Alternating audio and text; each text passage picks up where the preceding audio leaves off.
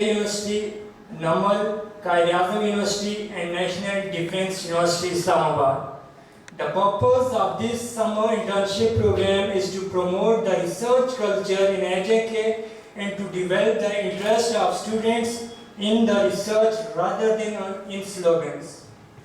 The first week of this summer internship program was solely allocated for research methodology, in which national and international research scholars delivered their lectures. Then we arranged sessions on specific topics with special consideration of AJK. We also arranged sessions in which the internees have interaction with the bureaucracy, judiciary and the political leadership. Today is our 21st session. Let's formally start the session with the recitation of Holy Quran, and for that, I would like to invite Sania Parveen on the stage.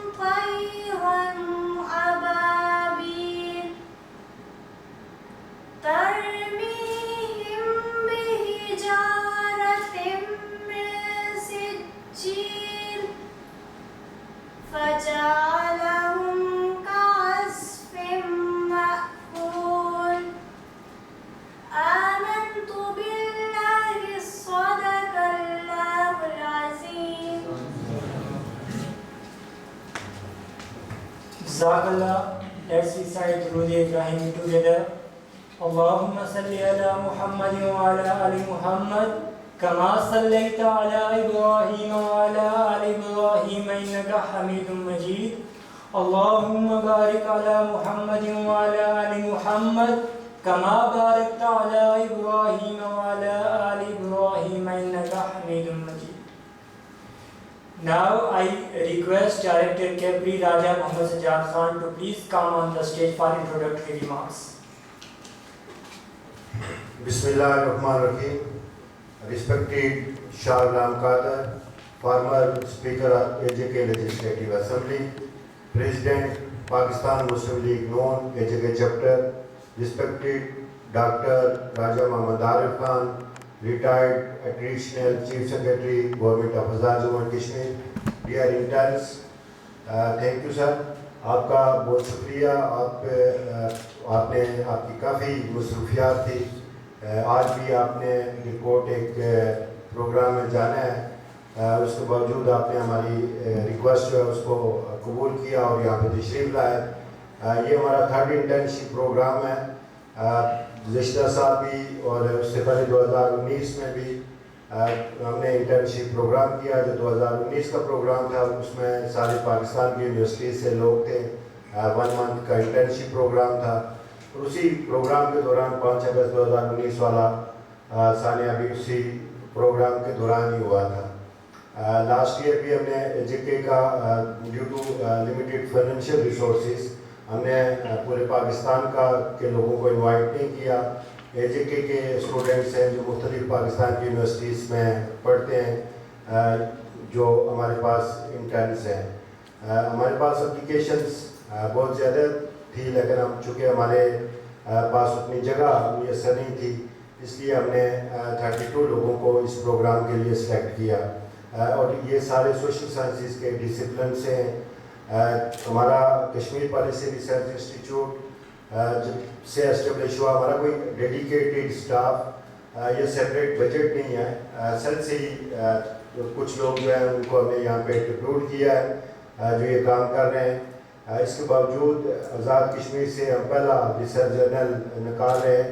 Even 5 public sector university جو ہیں وہ social sciences سے کا کوئی research general publish نہیں کر رہی, اور ہمارا جو جرنل ہے international journal of Kashmir studies recognised ہے HEC سے وائی کیٹیگری میں, اور ہماری کوشش ہے کہ ہم اس کو اس کی جو کیٹیگری ہے اس کو بھی امپروو کریں گے انشاءاللہ تعالیٰ.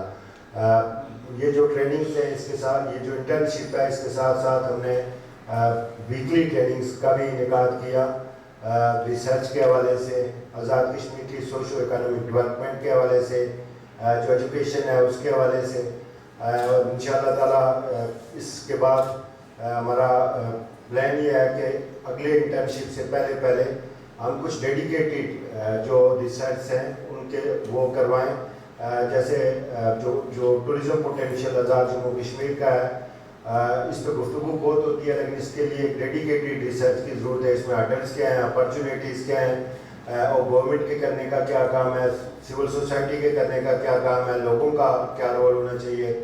دین ہائیڈل پوٹینشیل ہے آزاد جموں کشمیر میں, ان امپلائمنٹ ہے, اس کے ریزنز ہے, اسکل ڈیولپمنٹ ہے, اور اسکل ڈیولپمنٹ کے لیے کیا کیا جا سکتا ہے اور کہاں پہ ہم کمی پہ. پھر جو کشمیر کا جو کور ہمارا یہاں پہ مقصد ہے اس سارے انسٹیٹیوٹ کا, اس پروگرام کا, وہ کشمیر کنفلکٹ کی جو ڈفرینٹ ڈائمینشنز ہیں ان پہ ہم نے ہمارا ریسرچ کروانے کا, اور اسی پہ ہم کام کرتے ہیں, تاکہ صرف ایک کنفلکٹ کو صرف اس انداز سے نہ دیکھا جائے کہ آج شادیاں کتنی ہوئی ہیں, بلکہ اس کے جو باقی ڈائمینشنز ہیں اس میں بھی ڈسکشن بھی ہو, ڈیبیٹ بھی ہو, اور یوتھ کی انوالومنٹ بھی ہو. آپ کا سر ایک وسیع اس فیلڈ پہ تجربہ ہے. آزاد کشمیر میں پہلا جو انسٹیٹیوٹ تھا KIIR جو آج بھی موجود ہے, وہ آپ نے 90 کی دہائی میں بنایا, اور وہ پہلا ادارہ تھا جو کشمیر کے حوالے سے رپورٹس بناتا تھا اور دنیا تک پہنچاتا تھا. اور اس سارے کام کو اس وقت آپ نے سٹارٹ کیا جب آزاد کشمیر میں اس طرف کوئی توجہ نہیں تھی, تحریک آزادی کشمیر کی پروجیکشن کے ان ایریاز پہ کسی کی کنسنٹریشن نہیں تھی, اور آپ کا پورا جو پولیٹیکل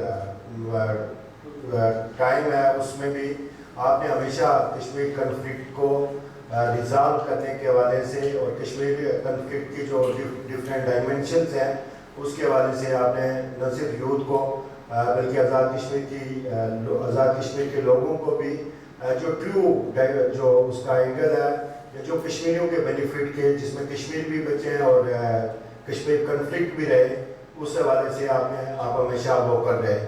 تو چونکہ کشمیر کے حوالے سے بہت ساری چیزیں یہاں پہ جس کے ہم نے منظور گیلانی صاحب بھی یہاں پہ تشریف لائے تھے, اس طرح کے ڈفرینٹ لوگوں کے آئیڈیاز, مختلف لوگ آئیڈیاز فلوٹ کرتے ہیں. تو چونکہ آپ کا ایک کشمیر کے حوالے سے جو آپ کا کام ہے, یا جو جن چیزوں کو آپ بہت اچھے انداز میں یہاں پہ ایلیبریٹ کر سکتے ہیں, میرا خیال نہیں کہ آزاد کشمیر میں اس وقت جو اویلیبل لیڈرشپ ہے اس میں چند ایک لوگ ہی ہیں جو اس کی ٹرو ڈائمینشن کو سمجھتے ہیں اور اس پہ بات بھی کر سکتے ہیں. اور جو کشمیر کے حوالے سے UN ریزولیشنز جن کو ہم سب لوگ کہتے ہیں کہ وہی اس کا حل ہے, اس کے حوالے سے بھی آپ گائیڈ کر سکتے ہیں کہ ہم کیوں UN ریزولیشن سے, یا جو 5 جنوری 1949 کی ریزولیشن ہے اس سے باہر نہیں نکل رہے. میں ایک بار پھر آپ کا شکریہ ادا کرتا ہوں. تھینک یو سو مچ سر.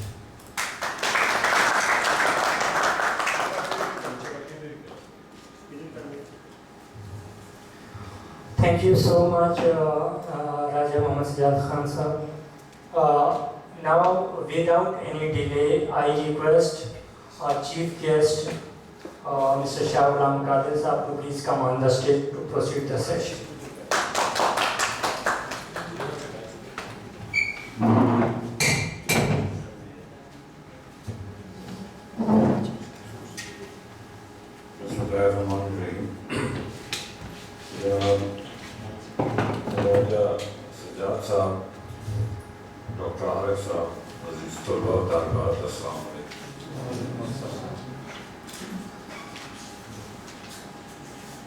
میں سوچ رہا تھا کہ کہاں سے شروع کیا جائے, چونکہ آپ لوگوں نے جیسے منظور گیلانی صاحب کو بھی سن لیا, پولیٹیکل لیڈرشپ کو بھی سن لیا, باقی ہسٹری پہ تو سب لوگ جاتے ہیں, ہسٹری میں جانا کوئی اتنا ہسٹری کی انٹرپریٹیشن پہ جھگڑا رہتا ہے ہمیشہ، اور ہسٹری پہ سارے جاتے ہیں۔ میں چاہوں گا کہ اس جتنی دیر آپ اور ہم اکٹھے ہیں، اس میں چونکہ آپ لوگ بہت کچھ سن چکے ہیں اور زیادہ تر کا تعلق میرا سب کا ہی تعلق آزاد کشمیر سے ہے، اس لیے آپ کو بیک گراؤنڈ میں لے جانے کی کوئی ضرورت میں محسوس نہیں کرتا۔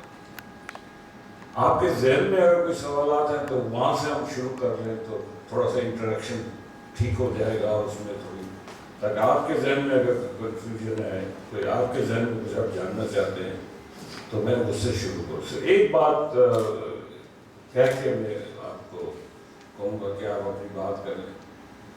یہ جو ہم بار بار اقوام متحدہ کی قراردادوں کا ذکر کرتے ہیں، پہلی بات ہے کہ جس آرٹیکل کے تحت یہ قراردادیں پاس ہوئی ہیں وہ نان بائنڈنگ قرارداد ہے، وہ بائنڈنگ نہیں ہے، بائی فورس نہیں ہے کہ جو اس کو اقوام متحدہ نے بائی فورس اس کو امپلیمنٹ کرنا ہے۔ دوسری بات جو باقیوں سے میری اپنی انٹرپریٹیشن ہے تو یہ ہے کہ یہ قراردادیں جو ہیں،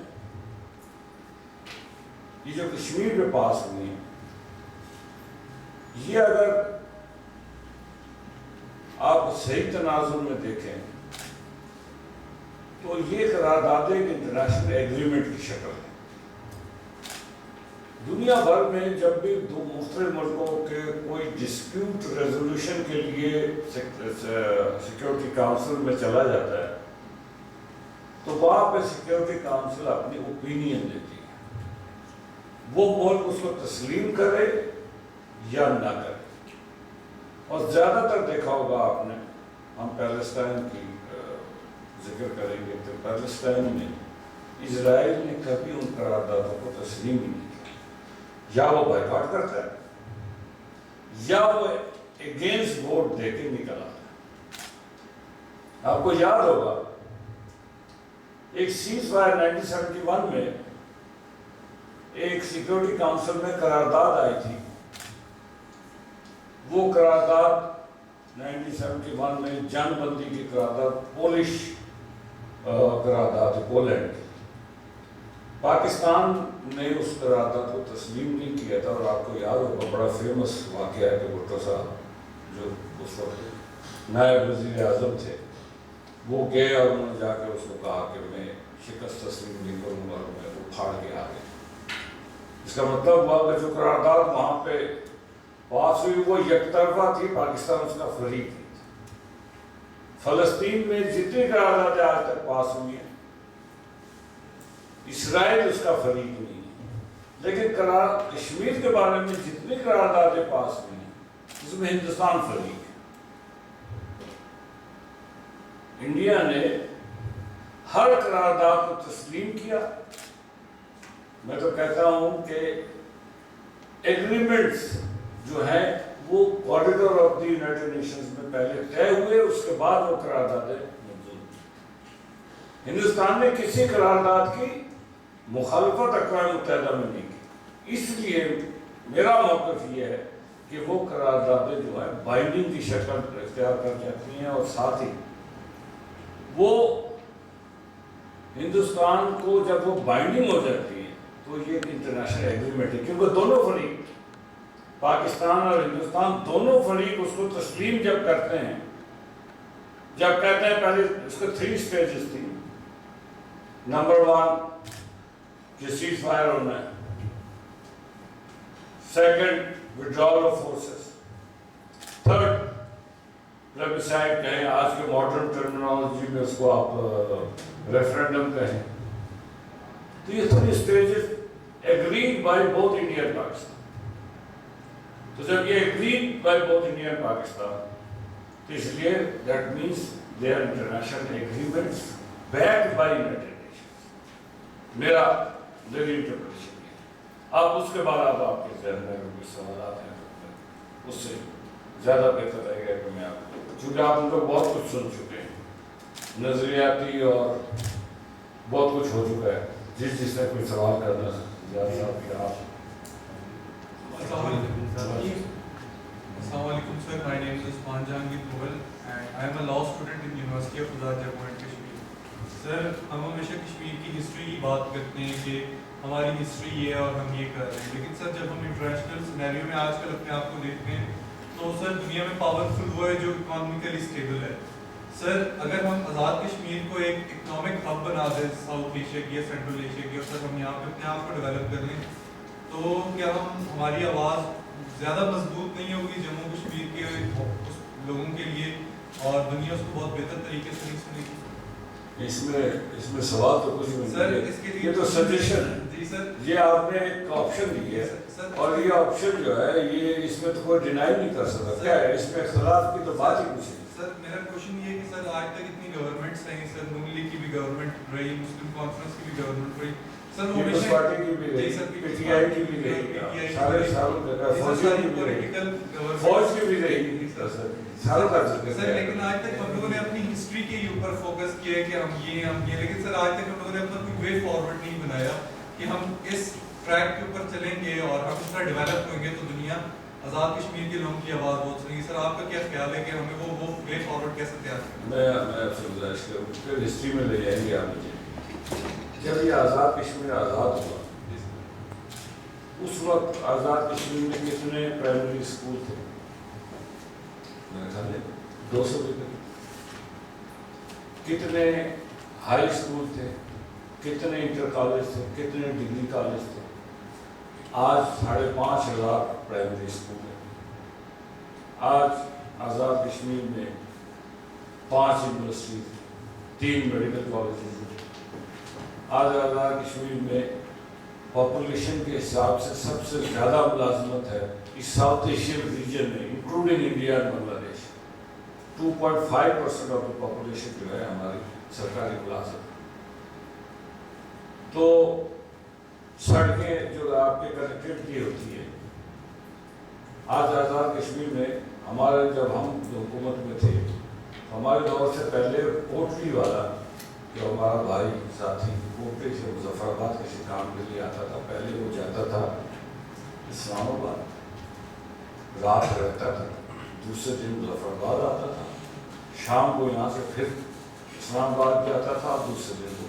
آج 5 گھنٹے میں کوٹلی والا مظفر آباد آتا ہے، صبح 5 بجے نکل کے 10 بجے پہنچتا ہے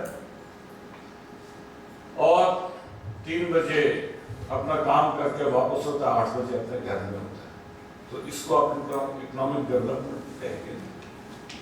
اسی طرح آزاد کشمیر میں ہائیڈل پوٹینشیل بڑھا.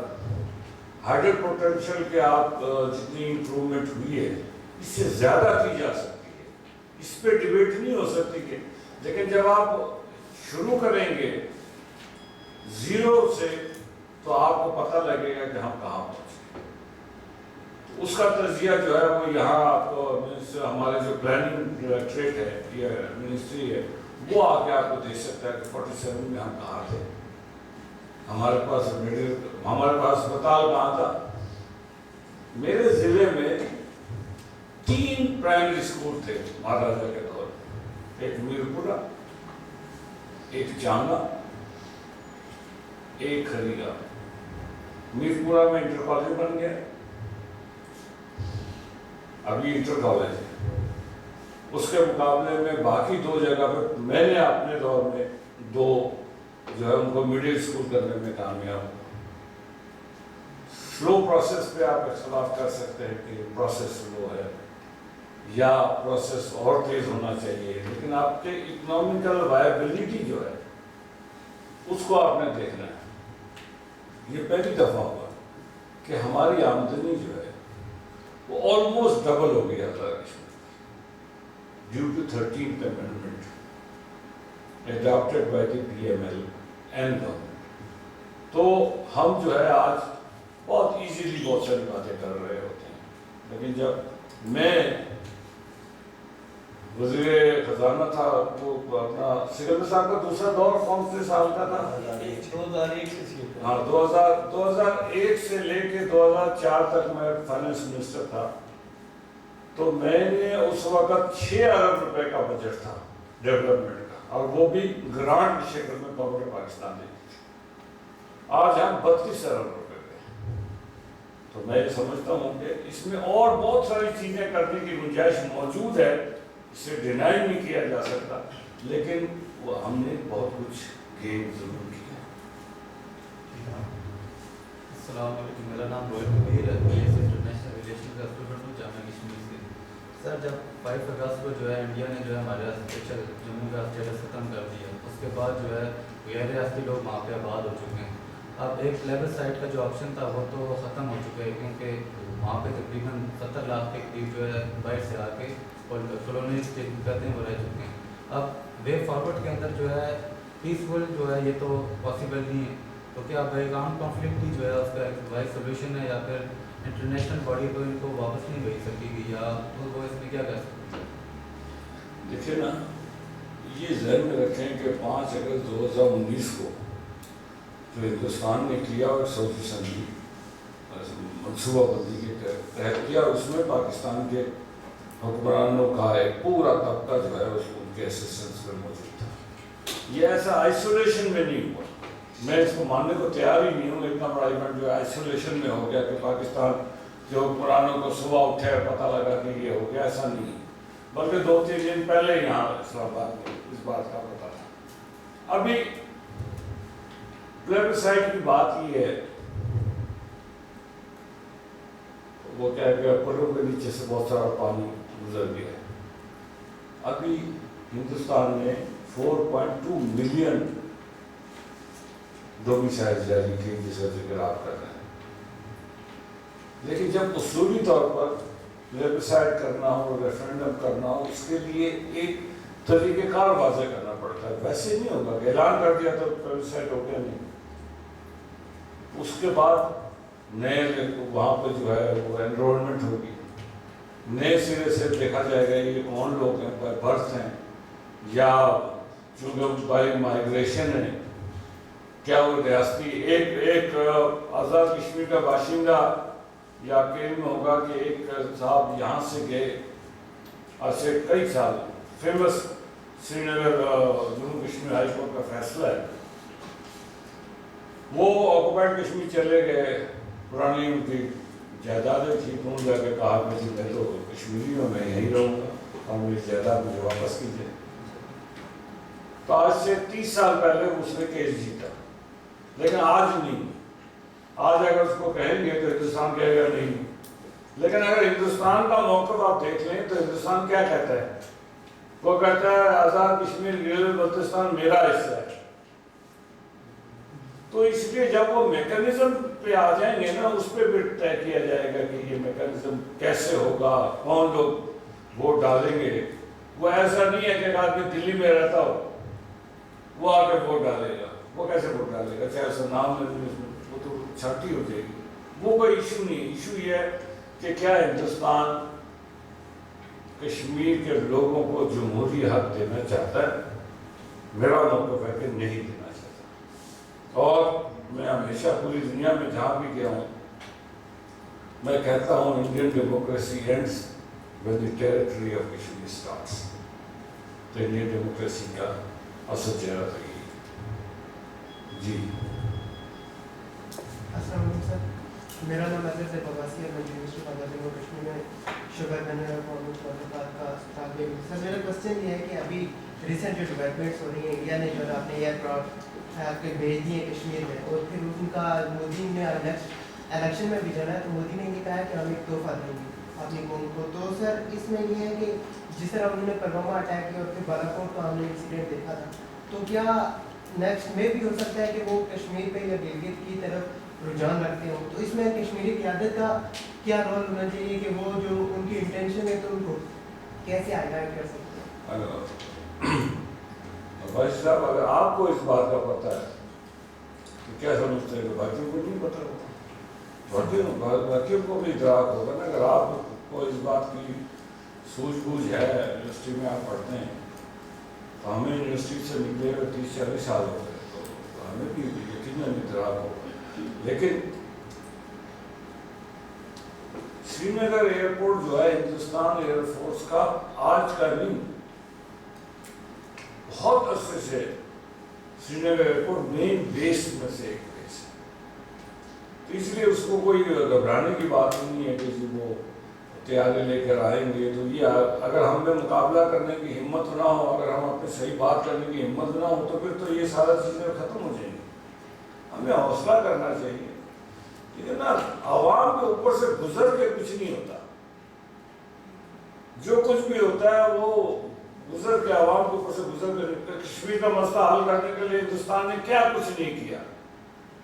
لالچ بھی دی, پیسہ بھی بانٹا مقبوضہ کشمیر میں, وہاں لوگوں کو خریدا, وہاں اسپیشل اسٹیٹس کو برقرار رکھا, اسپیشل اسٹیٹس کو ختم کر دیا, قتل عام کیا, ہر وہ ظلم کیا, ہر وہ لالچ دی جس کے ذریعے وہ سمجھتا تھا کہ کشمیر کے مسئلے کو ہم اپنے حق میں ٹرن ڈاؤن کریں گے. کر سکے نہیں کر سکے, اس لیے کہ مقبوضہ کشمیر کے لوگوں کو نہیں مانتے. تو جو وہاں والے نہیں مانتے تو یہاں والا کیسے مانیں گے ان کو؟ ہندوستان کو یہ غلط فہمی کبھی بھی نہیں رہی. اور میں نہیں سمجھتا ہوں کہ ہندوستان میں اتنی ضرورت ہے کہ دو نیوکلیر کنٹریز نیوکلیر پاورز جو ہیں ایک دوسرے کے ساتھ جنگ کا آپشن جو ہے میرے خیال میں ساؤتھ ایشیا میں ختم ہو گیا. سر لیکن ہم نے دیکھا تھا پہلے بھی کہ انہوں نے اٹیک کیا تھا الیکشن سے پہلے ہی, فروری کا وہ انسیڈنٹ. تو اس حوالے سے آپ کے الیکشن میں بھی جانے کے لیے مجھے اس طرح کا کوئی انسیڈنٹ کر سکتا ہے. تو اس میں ایک اور ابھینندن پکڑ لیں گے نا کوئی مسئلہ. لیکن پھر بھی کشمیری قیادت کا کیا کردار ہونا چاہیے؟ کیونکہ کشمیر کی عادت تو جاگ رہی ہے نا, سوئی ہوئی ہو تو پھر تو الگ بات ہے نا, وہ جاگ رہی ہے نا. آپ بھی جاگ رہے ہیں, وہ بھی جاگ رہے ہیں. یہ اور کسی کا کوئی چیز. سر ہمیشہ پورٹریٹ کیا جاتا ہے یہاں سے کہ بھارت ہمارے ساتھ بات کرنے کے لیے تیار نہیں ہے, ہمیں وہ کیسے ٹیبل ٹاک کرائے گا, ہم اسے ٹیبل ٹاک جب تک نہیں کریں گے یہ ایشو ریزالو نہیں ہوگا. سر وہاں کے لیڈرز کہتے ہیں پاکستان ہمارے ساتھ بات کرنے کے لیے تیار نہیں ہے, وہ ٹیبل ٹاک پہ نہیں آتے. سر دونوں میڈیا سر یہ آپ بھی شوز دیکھتے ہیں, ٹاک شوز, وہاں پہ سر سشما سوراج صاحبہ ہوگی اور وہاں پہ فاروق عبداللہ ہو گئے, وہ سب یہی کہہ رہے ہوتے ہیں کہ ہمیں پاکستان سے بات کرنی چاہیے. اور سر اے جے کے لیڈرز بھی یہی کہتے ہیں جب تک ہم انڈیا سے ٹیبل ٹاک پہ بات نہیں کریں گے یہ مسئلہ حل نہیں ہوگا. لیکن سر پاکستانی میڈیا کہتا ہے کہ انڈیا بات کرنے کے لیے تیار نہیں, اور انڈین میڈیا کہتا ہے کہ پاکستان بات کرنے کے لیے تیار نہیں. سر بات کرنے کے لیے تیار کون نہیں ہے؟ سر میرا یہ کوشچن نہیں, بات میرے خیال میں دونوں تیار ہیں میرے حساب سے, لیکن اپنے اپنے ایجنڈے کے تحت. پاکستان کہتا ہے کہ پہلا مسئلہ کشمیر ہے, آئیے اس پہ بات. ہندوستان کہتا ہے نہیں جی ٹیررزم ہے, پہلے آپ ٹیررزم پہ بات کریں. اور ہندوستان کو زوم ہے کہ بڑی طاقت ہے, بڑی قانون ہے, تو ہم جو ہے اس کو پل آن کر سکتے ہیں 10-20 سال. اس لیے وہ مذاکرات کے اس مرحلے پہ نہیں آتا جہاں پہ وہ ریئلی آنا چاہیے. ریئل ایشوز کو مذاکرات, ہندوستان اور پاکستان کے درمیان مذاکرات کبھی کامیاب نہیں ہوئے. ہسٹری آف نیگوسیشنز اگر آپ پڑھ لیں, جو انٹرنیشنل ریلیشنز میں پڑھتے ہیں ان کو ضرور اس پہ جانا چاہیے. انڈیا اور پاکستان کے درمیان کبھی بھی ایک ان کا معاہدہ ہوا جو کامیاب رہا, وہ ورلڈ بینک کے تھرو ہوا, جو یہ water treaty, Indus person water treaty. اس کے بعد دوسرا جہاں پہ کامیاب ہوا وہ بہت ہائیسٹ لیول پہ تھا 72 میں شملہ, جس میں پاکستانی وزیر اعظم اور پاکستانی صدر اور ہندوستانی وزیر اعظم کے درمیان ڈائریکٹ اس لیول پہ بات ہوئی. تو وہ اس پہ آپ اور میں اپنی اپنی رائے رکھ سکتے ہیں کہ جی شملہ ایگریمنٹ ہمارے معاہدے میں ہمارے فائدے میں تھا یا نقصان میں تھا. لیکن یہ دو مذاکرات